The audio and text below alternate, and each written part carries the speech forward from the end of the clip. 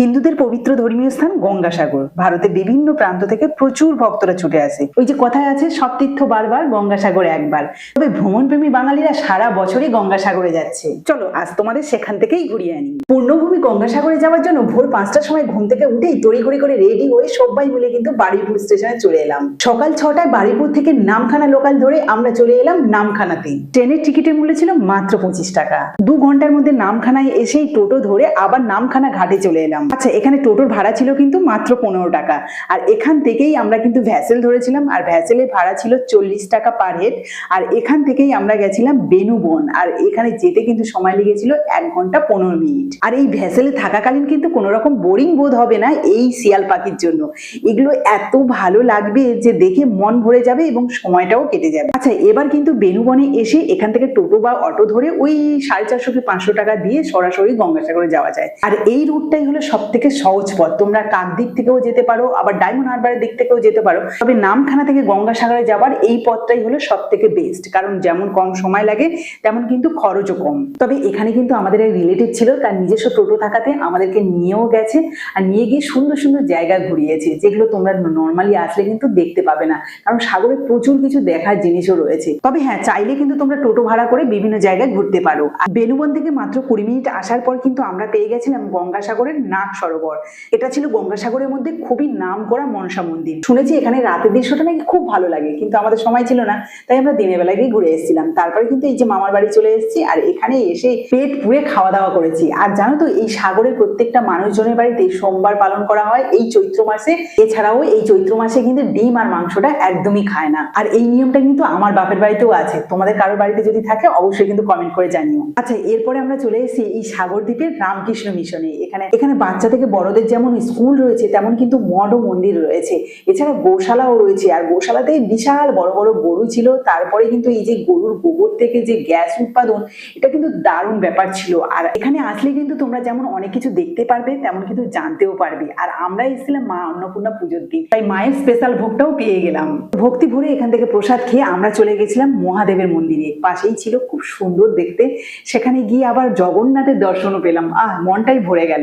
তারপরে জানো, সেখান থেকে আবার চলে এলাম কপিলমুনি আশ্রম থেকে একটু দূরে সাগর পাড়ে, যে জায়গাটা একসময় একটা গ্রাম ছিল। সেই গ্রামটা কিন্তু জলে ভেসে গেছে, শুধু কয়েকটা গাছের গুঁড়ি রয়েছে। আর এখানে কিন্তু ছোট ছোট নৌকোগুলো এই যে মাছ ধরে চলে এলো সমুদ্র থেকে। আর আমরা কিন্তু এই যে মাছগুলো দেখতে গেছিলাম। বেশ সুন্দর সুন্দর নদীর টাটকা মাছ রয়েছে। আবার নৌকোটাকে কিভাবে তোলা হচ্ছে চাকা লাগিয়ে, সেটাও দেখলাম। জায়গাটা কিন্তু বেশ ভালো লাগছিল।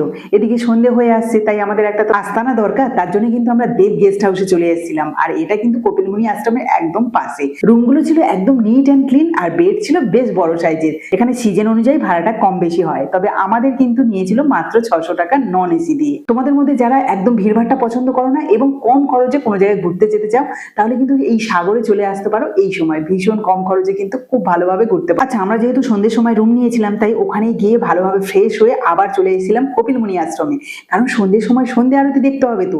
8টা থেকে 9টা এই সময় কিন্তু সন্ধ্যে আরতি হয়। ভীষণ ভালো লাগছিল এই সময়টা। এখানে কিছুক্ষণ ঘোরাঘুরি করার পরেই কিন্তু আমরা চলে গেছিলাম রাতের ডিনারটা সারার জন্য পাশে একটা হোটেলে। আর সেখানে কিন্তু সবজি ভাত নিয়েছিল 60 টাকা করে। এখানে কিন্তু খাবার দাবারের কোয়ালিটি খুব ভালো ছিল। আচ্ছা, এবার চলে আসি পরের দিন।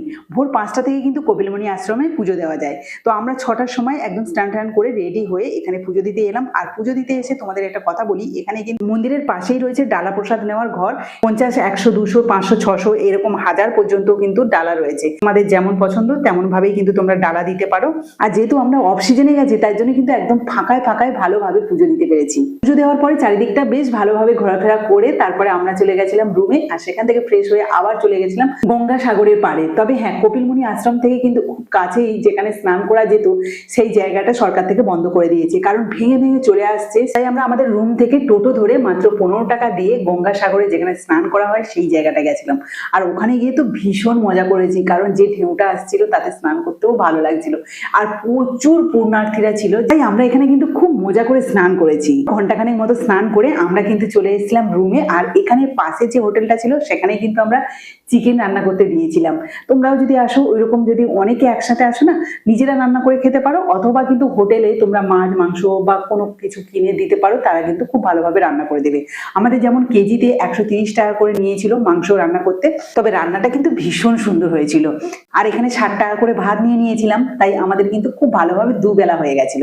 যাই হোক, খাওয়া দাওয়ার পরে একটু রেস্ট নিয়েছিলাম, তারপর সন্ধ্যেবেলা সানসেট দেখতে গেছিলাম, যেটা ভীষণ সুন্দর লাগছিল সমুদ্রের পাড় থেকে। তোমরা যদি বাড়ি থেকে খুব কাছাকাছি একদিনের ছুটিতে যদি ঘুরতে যেতে চাও, তাহলে কিন্তু এইরকম কাছাকাছি এই জায়গাগুলো ঘুরে যেতে পারো, ভীষণ ভালো লাগবে ফ্যামিলি সমেত আসলে। আমি তো বলবো কম খরচের মধ্যে গঙ্গাসাগরে এইভাবে ঘুরতে আসলে ভীষণ ভালো লাগবে, যেমন তেমন কিন্তু পূর্ণতা লাভ হবে। তো এক জায়গায় যেখানে দুটো জিনিস পাবো সেখানে কেন যাব না, তাই না? তো তোমাদের এই ভিডিওটা দেখে কেমন লাগলো অবশ্যই কিন্তু কমেন্টে জানিও, আর ভালো লাগলে প্লিজ একটা লাইক করে দিও।